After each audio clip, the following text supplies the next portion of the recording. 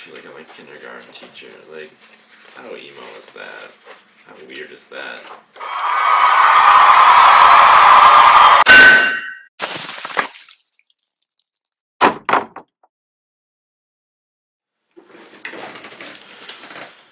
What's up, family?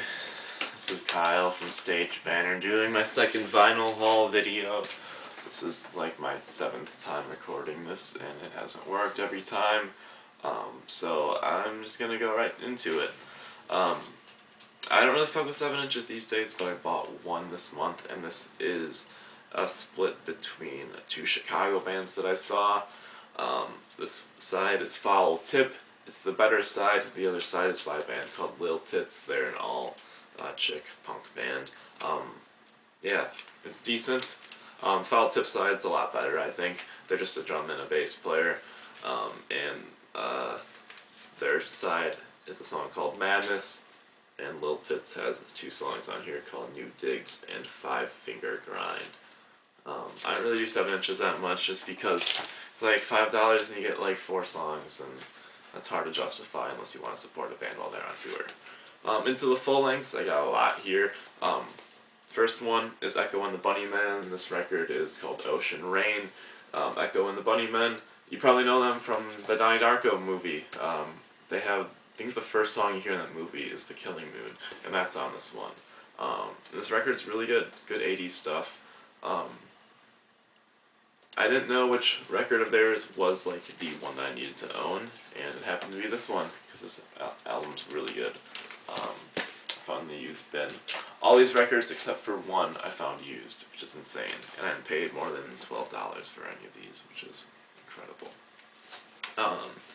This is the Cocksparer record. It is the best of Cocksparer, and I don't know a ton about them, but like they're a classic British punk band, so I thought I needed to own this, and what a better way to get into them through their greatest hits. I haven't listened to it still, that's my fault, but it's got Argy Bargy on here, and that song's good. A record I do know a lot about, and a band I do know a lot about, is Okkervil River.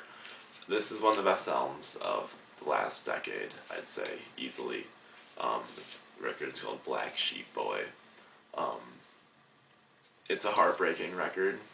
There isn't much on this record that's going to repair your heart after breaking it. It is just incredibly downtrodden and sad. If you don't know this band, this is the record to listen to. Start here. I think it's pretty representative of the band in general, but yeah. The first 4 songs, Black Sheep Boy, For Real, and a radio song, and then Black, are just, that's how you start a fucking record. So Okkervil River, Black Sheep Boy. If you pronounce them Ockerville River, you may be right. I don't know, it's 50-50 on Okkervil versus Ockerville, and that's annoying, but we'll figure it out one of these days. I found 2 other favorites of mine, both by a band called the Lawrence Arms, who put out a record this year. We reviewed them on like the 2nd or 3rd episode or some shit. But I found Apathy and Exhaustion and The Greatest Story I've Ever Told. Very different albums for this band. Apathy and Exhaustion is good. It's probably my 2nd favorite Lawrence Arms record. My favorite one's O Calcutta. This one opens up with Porno and Snuff Films, which is like might be the best Lawrence Arms song. It's also got some hits on here like Boatloose Booze Cruise. And The Greatest Story Ever Told is different in the way it's like it has like an arching theme on it, and there's like a story that goes through it loosely. So this is really good as like a full album.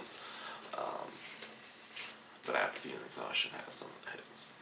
So both put out on Fat Wreck. Lawrence Arms are amazing. I don't have any of the records until this. And being that it is winter in Wisconsin, it is a perfect season to own. The first Fleet Foxes record, I can't believe I found this for $10. It's a gatefold. It is their album to own too. This is their debut. Yeah, I don't really give that much of a shit about Fleet Foxes unless it's winter. Then why aren't you listening to Fleet Foxes? To me, it's like the perfect winter album. It's got Sun It Rises, Winter Hymnal. So one that's like, it's falling in the eye. You could probably tell what that was if it wasn't a vocal fry. But yeah, it's a pretty good record. It's like cold as fuck. It was like 7 degrees that last night, so perfect timing to listen to Fleet Foxes. So here's a record I never thought I would own on vinyl, and that's Desaparecidos. That's Conor Oberst's punk band, political punk band, just a bunch of songs that are angry and have Conor yelling. This one's called Read Music, Speak Spanish. I think it's their only full length. I think they have like a 7-inch or something that they've put out. But yeah, this record's really fucking good. I love it. And I found it used for $12. That's fucking great. Put out by Saddle Creek. Check this one out if you like Bright Eyes, if you like Saddle Creek, if you like anything from the 90s or from the mid-2000s that involves Conor Oberst. And this is the record that I didn't buy used. And it's a reissue of my favorite album ever, The Ugly Organ by Cursive. I couldn't really ask for more in a vinyl reissue of this album. Given that it's my favorite, just holy shit. So it's now 20 songs on here. There's like a whole 7-inch, some B-sides. The entire album has been remastered. And just look at this. Look at this. There's some liner notes. There's some pictures from around the time when they were a band. There's like a foreword and like a prelude. There's original lyrics. Just what more could a cursive nerd like me want? It sounds great. Clearly, and just look what they've done. This is the original. That's just so good. Just 100% happy with it. Going back into stuff that's not the Ugly Organ. There's a David Bowie record I found. So David Bowie, I do not own any full lengths by him. I have a single by him, Modern Love, one of my favorites of 80s Bowie.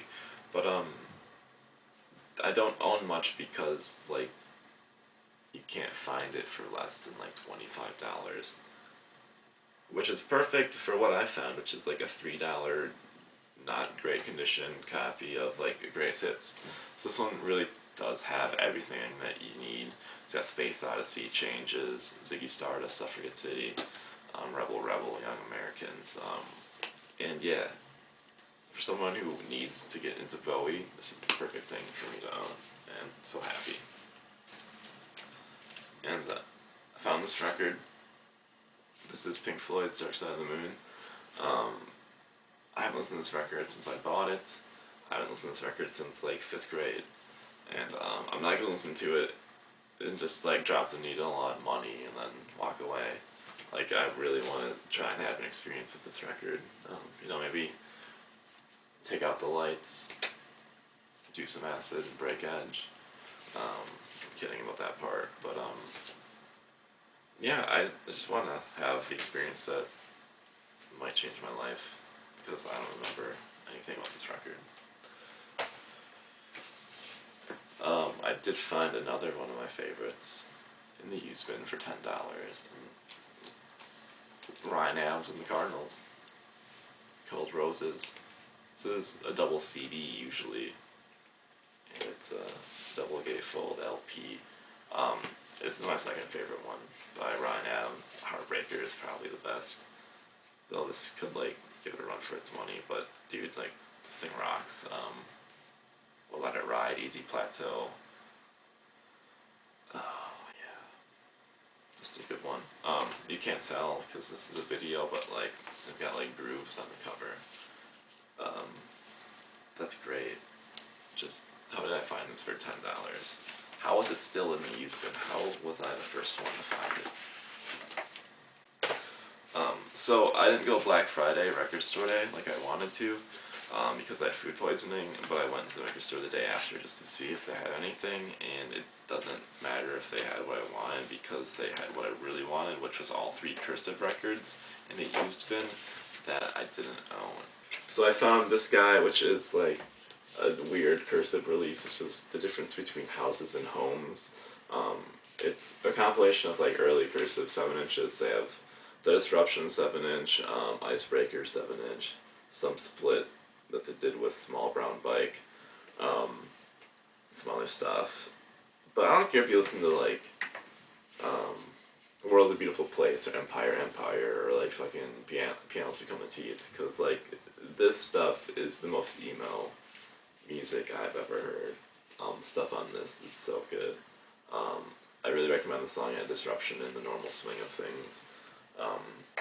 Just incredibly sad, just raw. Yeah, if you like emo and you don't think that cursive are true emo, like, this is the stuff.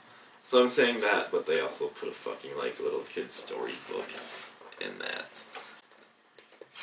I feel like I'm a kindergarten teacher. Like, how emo is that? How weird is that? Just a really weird release, man. This is Happy Hollow by Cursive. My 3rd favorite Cursive record, I think. I think this one doesn't get enough cred.